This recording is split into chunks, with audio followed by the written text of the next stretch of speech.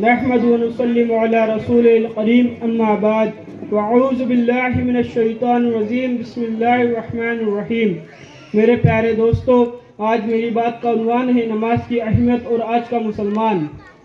ہر نبی کی امت کو اللہ نے عبادت کے لیے مخصوص جگہ، خاص وقت اور طریقہ عطا فرمایا۔ مثال کے طور پر اگر حضرت موسیٰ کی امت کے افراد کو اللہ کی عبادت کی حاجت ہوئی تو ایک پہاڑ پر جا کر اپنی عبادت کا انجام دیتے۔ حضرت نوح، حضرت لوط، حضرت سلیمان، سب کی امت کو اللہ نے عبادت کے لیے خاص جگہ اور دن مقرر فرمایا۔ مگر قربان جائے مصطفیٰ جان رحمت صلی اللہ علیہ وسلم کی ذات بابرکت پر کہ حضور جب دنیا میں تشریف لائے، شکم آمنہ سے زمین پر آتے ہی میرے نبی نے سجدہ کیا اور امت کے لیے دعا کی۔ اللہ نے اس سجدے کو مبارک کر دیا۔ حضور کے ایک سجدے کے بدلے اللہ نے ساری زمین کو پاک کر دیا۔ اور پھر معراج پر حضور کو بلا کر 50 نمازیں ایک ساتھ دی۔ حضور جو امت کے لیے باعث رحمت ہے، حضور جانتے تھے کہ میری امت میں کیا حالات ہوں گے۔ ہوا یہ، معراج کے سفر میں 50 نمازیں لے کر میرے مصطفیٰ تشریف لا رہے تھے۔ ملاقات حضرت موسیٰ علیہ السلام سے ہوئی۔ حضرت موسیٰ نے عرض کی، اے محمد صلی اللہ علیہ وسلم، آپ کی امت 50 نمازوں کو ادا نہیں کر سکے گی۔ وہ نمازیں کم کرائی گئی، یہاں تک کہ 50 کی جگہ 5 رہ گئی، اور آج تک 5 نمازیں امت پر فرض ہے۔ نمازوں کے تعلق سے بہت سی احادیث اور علماء کے بیانات آپ کو مل جائے گے۔ کوئی محفل نمازوں کے عنوان سے خالی نہیں۔ آج امت میں اگر سب سے زیادہ کسی چیز کی دعوت دی جا رہی ہے تو وہ نماز کی دعوت ہے، مگر حقیقت جب سامنے آتی ہے تو آنکھیں پھٹی کی پھٹی رہ جاتی ہے۔ 1400 سال سے جب امت کو نماز کی دعوت دی جا رہی ہے، آج امت کے 90% لوگ نماز کے تعلق سے غفلت میں جی رہے ہیں۔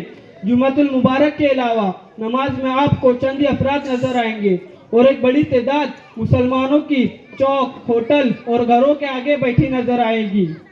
نکتہ: اذان ہوتی کس لیے؟ تاکہ لوگوں کو نماز کے لیے بلایا جائے۔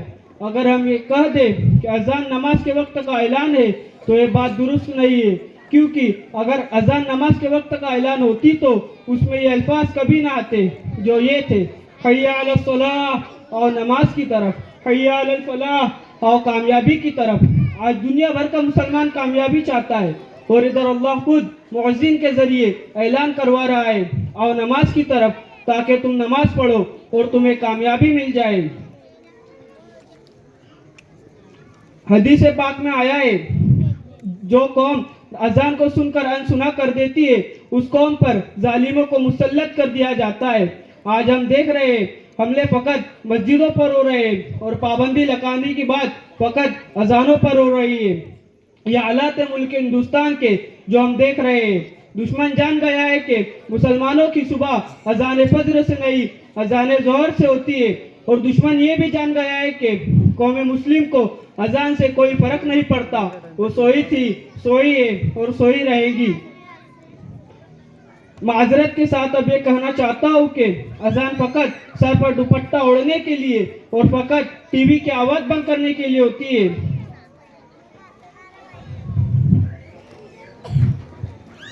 السلام علیکم ورحمۃ اللہ وبرکاتہ۔